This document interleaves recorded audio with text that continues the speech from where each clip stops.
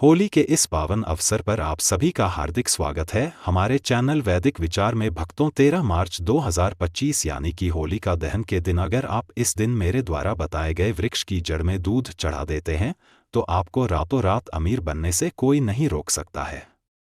रातों रात आपके पास इतना पैसा आएगा कि कोई यकीन नहीं कर पाएगा।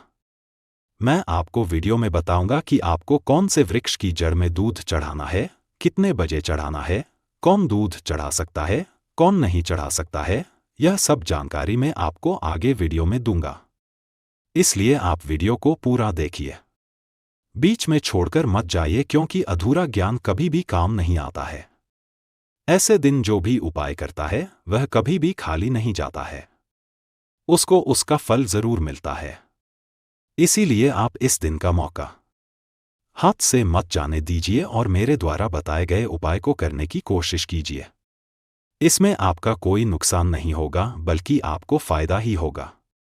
इस दिन लाखों करोड़ों तांत्रिक भी अपने तंत्रिकियों को अलग अलग प्रकार से सिद्ध करते हैं, क्योंकि इस दिन कर गया उपाय कोई सा भी हो वह कभी भी सफल नहीं होता है, उसका हमें लाभ जरूर होता है। इसीलिए आप यह उपाय जरूर कीजिए। अगर आपने इस वर्ष यह उपाय नहीं किया तो आपको फिर पूरा 1 साल इंतजार करना पड़ेगा, क्योंकि होली का दहन साल में एक बार ही होता है। अगर आप भी किसी सिद्ध के द्वारा मंत्र का जाप करके उसे सिद्ध करना चाहते हैं तो होली का दहन के दिन सभी पेड़ पौधे जागृत अवस्था में होते हैं। सभी पेड़ पौधों में देवी देवता निवास करते हैं। इस दिन चंद्रमा भी अपनी 16 कलाओं से परिपूर्ण होता है। चंद्रमा के 16 कलाओं से परिपूर्ण होने के कारण हमें बिना वस्त्र के अर्थात कुछ हिस्से को छोड़कर बिना वस्त्र के हमें थोड़ी देर चंद्रमा की रोशनी में घूमना चाहिए। इससे आपको कभी कोई बीमारी नहीं होगी। अगर आपके शरीर में कोई बीमारी है तो भी वह चंद्रमा की शीतल रोशनी से दूर हो जाएगी और आप हमेशा स्वस्थ रहेंगे। हर पेड़ पौधे का अपना अलग महत्व होता है। जैसे कि पीपल का वृक्ष भगवान विष्णु और माता लक्ष्मी को समर्पित होता है, मदार का वृक्ष गणेश जी को समर्पित होता है। इस तरह अलग अलग वृक्ष में अलग अलग देवी देवताओं का निवास किया जाता है, लेकिन सभी वर्षों में देवी देवता जरूर रहते हैं। इसीलिए होलिका दहन के दिन किया गया उपाय कभी भी सफल नहीं होता है, हमेशा सफल होता है। अब मैं आगे आपको वह पौधा बताने जा रहा हूं जिसकी जड़ में आपको दूध चढ़ाना है। लेकिन उससे पहले आपसे विनती है कि अगर आप हमारे इस चैनल पर नए हैं तो सबसे पहले चैनल को सब्सक्राइब कर दीजिए, वीडियो को लाइक कर दीजिए, साथ ही पास वाले बेल आइकॉन पर भी क्लिक कर दीजिए, जिससे कि आपको नए नए वीडियो का नोटिफिकेशन मिलता रहे। अब हम बात करते हैं उसे पौधे के जड़ की। आपको उसे पौधे की जड़ में कितने बजे दूध डालना है, इस वीडियो में बताई गई छोटी सी जानकारी आपकी किस्मत को चमक कर रख देगी। इसीलिए आप वीडियो को हो सके तो पूरा देखें और उपाय अगर आपको एक बार में समझ नहीं आए तो आप वीडियो को दोबारा देख सकते हैं या फिर कहीं पर नोट कर सकते हैं कि आपको कहाँ क्या कितने बजे करना है, और आपको यह उपाय करते हैं तुरंत उसका परिणाम देखने को मिल जाएगा। मैं आपको 4 पौधों के बारे में बताऊंगा। सबसे पहले हम बात करते हैं नीम के पेड़ की। नीम के पेड़ को देवी दुर्गा के समान माना जाता है। नीम का पेड़ जो होता है वह कई सारे बीमारियों में औषधि के रूप में काम में आता है। अगर हमारे शरीर में कहीं चोट लग गई है या बहुत पुराना घाव है तो इसका पेस्ट लगाने से वह घाव धीरे धीरे भरने लग जाता है, वह थोड़े समय में पूरा ही गायब हो जाता है। इसमें बहुत सारी देवी शक्ति पाई जाती है। जितनी भी देवी शक्तियां होती है वह सब नाम के पेड़ में पाई जाती है। अब आपको होलिका दहन के दिन रात्रि 12 बजे के बाद यह उपाय करना है। लेकिन ध्यान रखिए ऐसा नहीं हो कि आप अकेले, डर लगता है तो आप किसी को साथ में लेकर जा सकते हैं। आपको रात में 12 बजे के बाद 1 ग्लास दूध लेकर जाना है और 1 दीपक लेकर जाना है। लेकिन नीम का पेड़ जहां सुनसान जगह में हो वहां पर जाइए, जहां कोई आता जाता ना हो, क्योंकि लोग देखकर कुछ भी सोच सकते हैं। अब आपको वहां पर नीचे दिया जलाना है और इसकी जद में वह दूध डाल देना है और हाथ जोड़कर आपको प्रार्थना करनी है कि है देवी शक्ति, आप मेरी गरीबी को दूर कर दीजिए, मेरी सभी परेशानियों को दूर कर दीजिए। मेरी सारी मनोकामना पूरी कर दीजिए। आपको अपनी मनोकामना कहानी है कि यह मेरे मनोकामना पूरी कर दीजिए। हमारे घर में सुख शांति बनी रहे। इस तरह आपको पूरी श्रद्धा से सच्चे मन से प्रार्थना करनी है और आप नीम के वृक्ष से कहिए कि मैं जिस भी उद्देश्य से आपके जड़ में दूध डालने आया हूं वह मेरा काम पूरा हो जाए। इस तरह आपको प्रार्थना करनी है। इस तरह आपको प्रार्थना करनी है। अब मैं आपको दूसरा पौधा बताता हूं, वह है बेल का पौधा। हमारे प्राणों में बेल के पौधे को माता पार्वती के समान बताया गया है, अर्थात कहा गया है कि इसमें माता पार्वती का निवास होता है।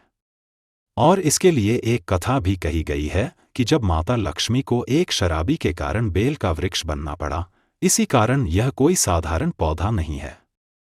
माता पार्वती और माता लक्ष्मी के समान माना गया है। बेल के पौधे पर ब्रह्मा, विष्णु, महेश का निवास माना जाता है। बेल की जड़ में ब्रह्मा जी का स्थान है। संसार में जितने भी तीर्थ स्थान है वह सब बेल के पौधे की जड़ में माने जाते हैं। इसके बीच वाले हिस्से में भगवान विष्णु और जो सबसे ऊपर का हिस्सा है उसमें भगवान शंकर का निवास माना जाता है और इसके पत्तों में माता लक्ष्मी माता पार्वती का निवास माना जाता है। अब मैं आपको एक बहुत ही खास जानकारी बता देता हूं कि जब भगवान शंकर ने समुद्र मंथन के दौरान विष पिया था तब बेल के पत्ते भगवान शंकर को खिलाएंगे, क्योंकि भगवान शंकर विष पीने के कारण बहुत ज्यादा परेशानी का अनुभव कर रहे थे। तब सबने सोचा कि इन्हें कौन सही कर सकता है। तब माता पार्वती ने बेल के पत्ते भगवान शंकर को खिलाए, जिससे उन्हें राहत मिली। इस कारण यह बहुत ही खास पौधा माना जाता है। अगर आप भी होली के दिन अपने परेशानियों से छुटकारा पाना चाहते हैं, अपनी बीमारी से छुटकारा ना पाना चाहते हैं, तो शाम को 7 बजे ध्यान रखिए। शाम 7 बजे आपको बेल वृक्ष के पास जाना है और वहां पर एक घी का दिया जलाना है और आपको एक गिलास कच्चा दूध लेकर जाना है और उसकी जड़ में कच्चा दूध डाल देना है। आपको गाय का दूध ही लेकर जाना है। ऐसा नहीं कि आप भैंस का या फिर जो भी दोस्त मिलेगा लेकर चले गए। एकदम ताजा गाय का दूध ही लेकर जाना है। पैकेट का दूध बिल्कुल भी मत लेकर जाइए। आपको एकदम ताजा दूध ही लेकर जाना है और घी का दिया जलाने के लिए भी शुद्ध देसी घी लेकर जाना है। आपको घी का दिया जलाने के बाद उसकी जड़ में दूध डाल देना है और फिर हाथ जोड़कर आपको प्रार्थना करनी है कि आपके सभी मनोकामना पूरी हो और आपकी जो दरिद्रता है वह हमेशा के लिए दूर हो जाए। आपके धन के भंडार कभी खाली ना हो, आप हमेशा भौतिक सुख सुविधा संपन्न हो। अब अगले पौधे की हम बात करते हैं, वह है तुलसी का पौधा। तुलसी का पौधा बहुत ही ज्यादा पवित्र माना जाता है।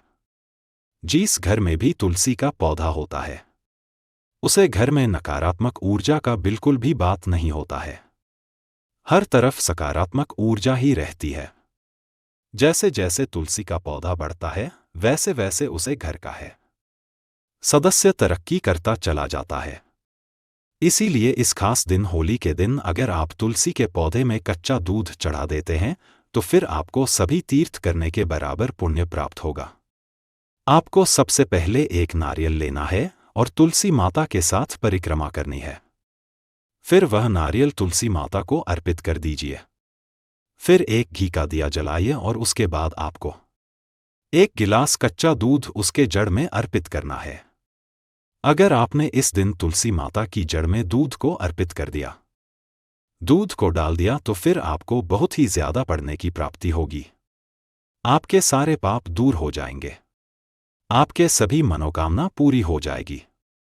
अब आप हाथ जोड़कर वहीं बैठ जाएं और अपनी मनोकामना कहीं अपनी सारी परेशानियों का दें। आप देखेंगे कुछ दिन में आपकी सारी परेशानियां दूर हो जाएंगी और आपकी जो भी मनोकामना थी वह पूरी हो जाएगी। अब लास्ट पौधा मैं आपको बताता हूं, वह है मदार का पौधा। मदार का पौधा शनि से संबंधित माना जाता है। इस पर शनि देव का वास माना जाता है। कुबेर महाराज का भी इस पर वास मनाया जाता है। इसीलिए अगर आप इस दिन इसकी जड़ में दूध चढ़ा देते हैं तो फिर कुबेर यानी कि आपका धन के भंडार कभी खाली नहीं होंगे और संसार में जितनी भी देवी शक्तियां होती है वह सभी इसमें निवास करती है। खासकर जो सफेद रंग के मदार का वृक्ष होता है, उसे पर सभी देवी देवताओं का निवास माना जाता है। साक्षात गणेश जी वहां पर होली के दिन निवास करते हैं। इसीलिए आपको होली के दिन रात को 8 बजे से पूर्व यानी कि सूर्यास्त होते ही आपको सफेद मदार के पौधे में कच्चा दूध डालना है और अपने मनोकामना को बोलते हुए प्रार्थना करनी है कि जल्दी से आपकी मनोकामना पूरी हो जाए, और अपनी मनोकामना बोलते हुए ही आपको वहां पर कच्चा दूध डालना है। आप देखेंगे कि आपकी सारी परेशानियां दूर हो गई और जो भी आपकी मनोकामना थी वह पूरी हो गई। जो आपका गुप्त धन है, आपको उसका पता भी नहीं है, वह भी आपको कहीं ना कहीं से प्राप्त हो जाएगा। इसीलिए आप ऐसा मौका हाथ से मत जाने दीजिए, क्योंकि यह मौका बार बार नहीं मिलता है, साल में एक बार आता है। फिर आपके पूरे 1 साल इसका इंतजार करना पड़ेगा। लेकिन आपको यह सब उपाय करने में कुछ सावधानियां रखनी होगी, कुछ बातों का खास ध्यान रखना होगा। यह सब उपाय सिर्फ पुरुष ही कर सकते हैं, महिलाओं को यह उपाय नहीं करने हैं। और आप जो भी उपाय करें पूरी श्रद्धा से, वह सच्चे मन से कीजिए, वह उपाय जरूर सफल होगा, आपको उसमें कामयाबी मिलेंगे, आपकी हर मनोकामना पूरी होगी, सारी समस्या दुष्कष्ट पाप सब दूर हो जाएंगे। इस तरह मैंने आपको इस वीडियो में जो भी 4 पेड़ पौधे बताए हैं, हम में से आप किसी भी एक पेड़ का उपाय जरूर कीजिए। और फिर भी कुछ समझ नहीं आया हो तो आप मुझे कमेंट बॉक्स में कमेंट करके पूछ सकते हैं, या फिर वीडियो को एक बार फिर से देखकर अच्छे से समझकर ही आपको उपाय करना है। कौन से पेड़ का उपाय कितने बजे करना है, यह सब बातें आपको ध्यान में रखनी है। आप वीडियो देखते समय ये सब कहीं नोट भी कर सकते हैं।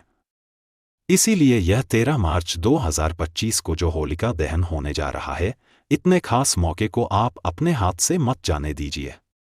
आशा करता हूं आपको मेरी वीडियो पसंद आई होगी। और मेरा नए नए उपाय बताने का मकसद ही यही रहता है कि आपकी जो रोजमर्रा की समस्याएं। मी दर्शन चैनल पर नए हैं तो सबसे पहले चैनल को सब्सक्राइब कर दीजिए, वीडियो को लाइक कर दीजिए। कि कृपा प्राप्त करना चाहते हैं तो पूरे सच्चे मन से कमेंट